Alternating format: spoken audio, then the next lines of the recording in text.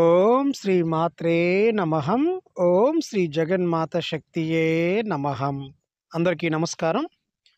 ఈ యొక్క వీడియోలో ఎదుటి వాళ్ళు మనకు అనుకూలంగా ఉండాలి అంటే జనాకర్షణ కలగాలంటే, ఎదుటి వాళ్ళు మనకి ఆకర్షణ అవ్వాలి అంటే ఈ యొక్క వీడియోలో నేను చెప్పబోయే విధంగా మీరు చేయండి. అంటే ఇద్దరు ప్రేమికులు కానీ, అంటే ప్రేమలో కానీ, లేదంటే భార్యాభర్త కానీ ఒకరికొకరు ఆకర్షణ అవ్వాలి. ఇప్పుడు ఉదాహరణకి భార్యాభర్త ఉన్నారు. ఇద్దరు కూడా తరచూ తగువులు, గొడవలు పడుతూ ఉన్నారు. అలాగే ఒకరంటే ఒకరికి పడటం లేదు, ఒకరంటే ఒకరికి గిట్టడం లేదు. మరి అలాంటి వాళ్ళు ఈ యొక్క వీడియోలో నేను చెప్పబోయే ఈ యొక్క చిన్న పరిహారాన్ని మీరు చేసినట్లయితే మీ భర్త మీకు ఆకర్షణ అవుతారు, లేదంటే మీ భార్య మీకు ఆకర్షణ అవుతుంది. అంటే గతంలో మాదిరిగా గొడవలు లేకుండా ఇద్దరు కూడా చాలా ప్రేమగా ఉంటారు. అంటే భార్యాభర్త ఒకరికొకరు ప్రేమగా ఉంటారు. అలాగే స్నేహితులు, సన్నిహితులు ఒకరికొకరు ప్రేమగా ఉంటారు. అలాగే మనం ప్రేమించిన వారు ఎవరైతే మనతో తగువులు పడుతున్నట్లయితే, లేదా మన నుంచి దూరంగా వెళ్ళిపోయినట్లయితే వాళ్ళు కూడా మనతో చాలా చాలా ప్రేమగా ఉంటారు. మనకు చాలా అనుకూలంగా ఉంటారు. అలాగే ఆ జీవితాంతం మనతో కలిసి ఉంటారు. ఇది వాస్తవం, యథార్థం. మరి ఎందువల్ల నేను ఈ యొక్క వీడియోని చేస్తున్నా అంటే, ఈ మధ్యకాలంలో చాలామంది కూడా ఒకరంటే ఒకరు గిట్టడం లేదు, అస్సలు గిట్టడం లేదు. భార్యాభర్తలు కానీ, స్నేహితులు కానీ, సన్నిహితులు కానీ, ప్రేమికులు కానీ, ఎవరైనా సరే ప్రేమతో ఉండాల్సిన ఇద్దరు వ్యక్తులు గొడవలు పడుతూ, అలాగే ఒకరినొకరు బాధ పెట్టుకుంటూ, ఒకరినొకరు తగువులాడుకుంటూ, ఒకరిపైన ఒకరు ద్వేషం తయారైపోయి, ఒకరంటే ఒకరు గిట్టక కక్షలతో ఇలా ఉంటున్నారు. మరి అలా ఉండకూడదు, అందరూ బాగుండాలి అనే ఉద్దేశంలోనే నేను ఈ యొక్క వీడియోలు చేస్తున్నాను. నేను చెప్పేవన్నీ కూడా మూలికా తంత్రాలే, మూలికాకు సంబంధించిన విషయాలే, అలాగే మూలికలకు సంబంధించిన పరిహారాలే. ఎవరైతే వీటిని నమ్మకంతో చేస్తారో ఖచ్చితంగా వారి కోరికలు ఏమైతే ఉన్నాయో అవి నెరవేరుతాయి. భర్త కోసం భార్య, భార్య కోసం భర్త, స్త్రీ కోసం పురుషుడు, పురుషుడి కోసం స్త్రీ, ఎవరైనా కూడా దీన్ని చేయొచ్చు. శక్తివంతమైన పరిహారం. దీన్ని చేయాలంటే ఎలాంటి శ్రమ ఖర్చు అవసరం లేదు, అంటే ఎలాంటి వ్యయ ప్రయాసాలు అవసరం లేదు. కాకపోతే దీన్ని చేయాలంటే ఒకే ఒక అర్హత ఉంది. అది ఏంటంటే, మీరు చేస్తున్నది నిజమై ఉండాలి, అంటే మీ ప్రేమ నిజమై ఉండాలి. ఆ ఒక్కటే అర్హత. ఇంకా చెప్పాలంటే నిష్ఠ నియమములతో ఉంటే చాలు. ఇంకా ఇవి తప్ప వేరే అవసరం లేదు. నిష్ఠ నియమములతో ఉండి మీరు చేస్తున్న మీ ప్రేమ నిజమై ఉండే ఖచ్చితంగా మీరు ఎవరైతే కోరుకుంటున్నారో వాళ్ళు మీ మాట వింటారు, మీకు అనుకూలంగా ఉంటారు, మీతో చాలా చాలా ప్రేమగా ఉంటారు. ఇక జీవితాంతం మిమ్మల్ని విడిచి ఒక్క క్షణం ఉండలేరు అంటే అతిశయోక్తి కాదు, వాస్తవం ఇది. ఇందులో ఎలాంటి సందేహం అయితే అవసరం లేదు. మిమ్మల్ని మర్చిపోలేరు, జీవితాంతం మిమ్మల్ని విడిచి అస్సలు ఉండలేరన్నమాట. ఉండలేరంటే అతిశయోక్తి కాదు, జీవితాంతం అంత ప్రేమగా మీతో చాలా అనుకూలంగా ఉంటారు. ఇందులో మీరు ఎలాంటి అనుమానం పడాల్సిన అవసరం లేదు. ఇది ఏమాత్రం అతిశయోక్తి కాదు, వాస్తవం, యథార్థం. నమ్మకంతో మీరు చేయండి, ఫలితం అయితే చాలా చాలా అద్భుతంగా ఉంటుంది. ఇది వాస్తవం, యథార్థం. అయితే నా యొక్క చిన్న మనవి ఏంటంటే, మీరు చేస్తున్నప్పుడు ఇది ఎవరికి చెప్పొద్దు. అంటే మీలో ఉన్న బాధ ఏదైతే ఉందో ఇది ఎవరికి చెప్పొద్దు. మీ మనసులోనే పెట్టుకొని మీరు చాలా రహస్యంగానే చేయండి. మీ యొక్క పని పూర్తయిన తర్వాత, మీరు అనుకున్నది సాధించిన తర్వాత అప్పుడు చెప్పుకోవచ్చు, కానీ ముందే పొరపాటును కూడా పరిహారం చేస్తున్నప్పుడు చెప్పొద్దు. అలాగే మీరు కానీ, మీ కుటుంబ సభ్యులు కానీ ఎవరైనా ఏదైనా మొండి సమస్యతో బాధపడుతున్నప్పుడు దయచేసి ఆ యొక్క సమస్యని ఈ యొక్క వీడియో కింద కామెంట్ అయితే రాయండి. నేను పరిశీలించి, మీ సమస్యను పరిశీలించి మీకు మంచి పరిష్కార మార్గాన్ని అయితే నేను చెప్తాను. ఇప్పుడు భార్యాభర్తల మధ్య మనస్పర్ధలు తొలగిపోవాలన్నా, ఒక వ్యక్తి మనకి ఆకర్షణ అవ్వాలన్నా, మనతో చాలా ప్రేమగా ఉండాలన్నా ఏం చేయాలో చూడండి. ఇది నల్ల ఉమ్మెత్త చెట్టు, చూశారు కదా, అంత నలుపు వర్ణంలో ఉంది. కాండం అంతా కూడా నల్ల ఉమ్మెత్త చెట్టు అనేది సాక్షాత్తు దైవ స్వరూపం, దేవుని యొక్క స్వరూపంగా ఈ నల్ల ఉమ్మెత్త చెట్టు గురించి చెప్తూ ఉంటారు.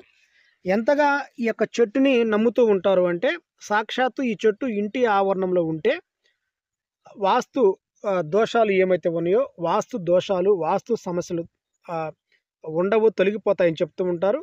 ఇంకా ఈ నల్ల ఉమ్మెత్త చెట్టు ఎక్కడైతే ఉంటుందో అక్కడ దుష్ట శక్తులు, దుష్ట వ్యక్తుల ప్రభావం కూడా ఉండదని చెప్తూ ఉంటారు.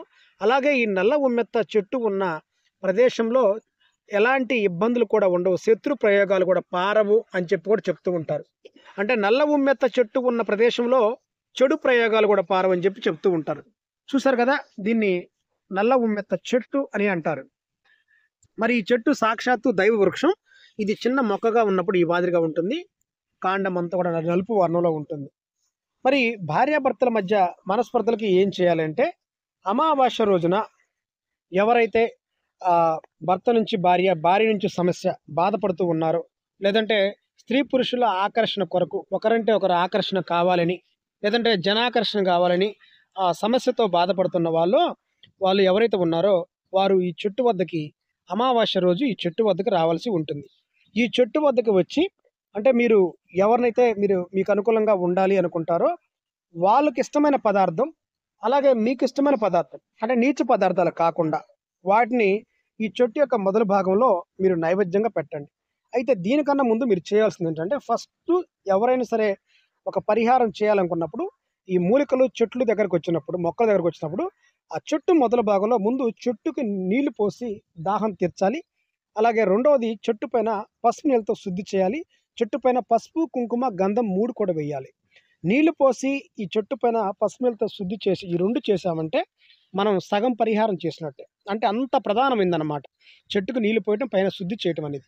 తర్వాత మీరు ఇష్టంగా తినే పదార్థం, అలాగే మీరు ఎవరైతే మీ మాట వినాలి, మీకు అనుకూలంగా ఉండాలి అనుకుంటున్నారో వాళ్ళకి ఇష్టమైన పదార్థం, ఈ 2 పదార్థాలని అక్కడ ఒక తమలపాకు కానీ, ఒక అరటి ఆకు కానీ, ఒక ఇస్తరాకు కానీ, లేదంటే బ్రహ్మమేడి ఆకు కానీ, ఈ 4 ఆకుల్లో ఏదో ఒక ఆకుని, ఒక 2 ఆకులు తీసుకొని అక్కడ మొదటి భాగంలో పెట్టేసి నైవేద్యాలు, మీరు ఇష్టంగా తినే పదార్థం, మీ ఎదుటి వాళ్ళు కావాలనుకున్న పదార్థాన్ని ఈ 2 కూడా నైవేద్యంగా పెట్టండి.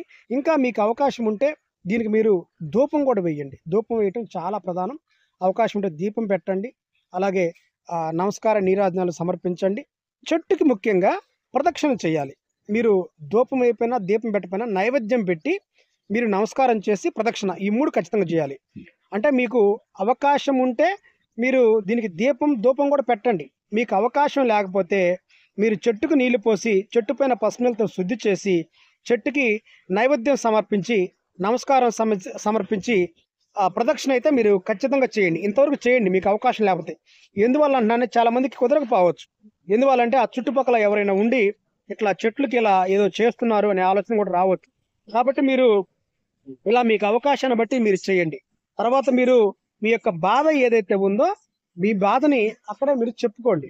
అంటే మీరు ఏ సమస్యతో మీరు బాధపడుతున్నారో ఆ సమస్యతో మీరు చెప్పుకోండి. చెప్పుకున్న తర్వాత మీరు 18 ప్రదక్షిణలు తగ్గకుండా చేయండి. మీరు 18 చేస్తే కరెక్టు, లేదంటే ఎక్కువ చేసినా కూడా మీ యొక్క సమయాన్ని, అక్కడున్న సందర్భాన్ని, అవకాశాన్ని బట్టి అయితే మీరు చేయండి. తర్వాత మీరు ఎనుదిరిగి చూడకుండా ఇంటికి వెళ్ళండి. ఆ రోజు అమావాస్య రోజు సాయంత్రం ఇది మీరు ఉదయం చేయండి. ఉదయం చేసిన తర్వాత సాయంత్రం సమయంలో మీరు చేయవలసింది ఏంటంటే, మీ యొక్క ఇంటి యొక్క ఆవరణంలో మీరు ఏదైనా సరే తీగజాతి మొక్కను తెచ్చుకొని మీ యొక్క ఇంటి ఆవరణలో మీరు నాటుకోండి. తీగజాతి మొక్క అది ఏదైనా కానీ, ఏదో కాకర కానీ, బీర కానీ, అలాగే ఏదైనా సరే ఒక తీగజాతి మొక్క, తమలపాకైనా ఏదైనా సరే, తిప్పతీగైనా సరే ఒకటి తెచ్చుకొని నాటుకోండి.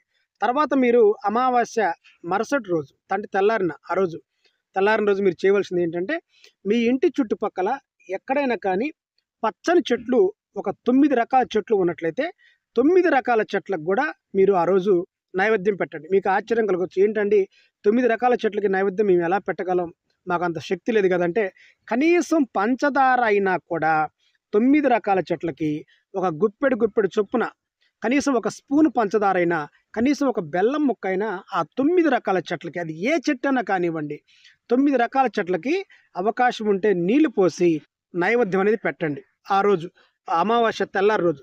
తర్వాత అక్కడి నుంచి 9 రోజుల పాటు మీరు మీ ఇంటి చుట్టుపక్కల ఎక్కడైనా కానీ ఆ పక్షులు ఉన్నట్లయితే ఆ పక్షులకి 9 రకాల గింజల్ని, రోజు ఒక రకం గింజలు ఒక గుప్పెడు చొప్పున 9 రోజుల పాటు 9 అంటే నవదినాల రోజున నవధాన్యాలను మీరు గుప్పెడు చొప్పున చల్లండి. ఈ రకమైన ఒక పరిహారం మీరు ఎప్పుడైతే చేశారో ఇక ఆ క్షణం నుంచి ఇంట్లో ఉన్న భార్యాభర్తల మధ్య మనస్పర్ధలు, గొడవలు, తగువులు ఏమైతే ఉన్నాయో అవన్నీ కూడా తగ్గిపోతాయి.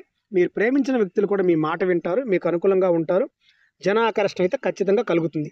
ఎందుకంటే నల్ల ఉమ్మెత్త చెట్టుకి అమావాస్య రోజు పూజ చేయటం, అలాగే ఆ రోజు సాయంత్రం ఇంట్లో తీగజాతిని మొక్కను నాటుకోవటం, తర్వాత 9 రోజుల పాటు మనం ఏదైతే చేస్తున్నామో ఈ నవదినాల రోజున మనం చేసే నవదానాలు, ఈ కార్యక్రమాలు ఇవన్నీ కూడా ఒక ప్రణాళిక ప్రకారంగా మూలికా తంత్రాల్లో వ్రాయబడింది. ఈ రకంగా చేసుకుంటే అన్ని రకాల ఆకర్షణలు కూడా మీకు కలుగుతాయని చెప్పి.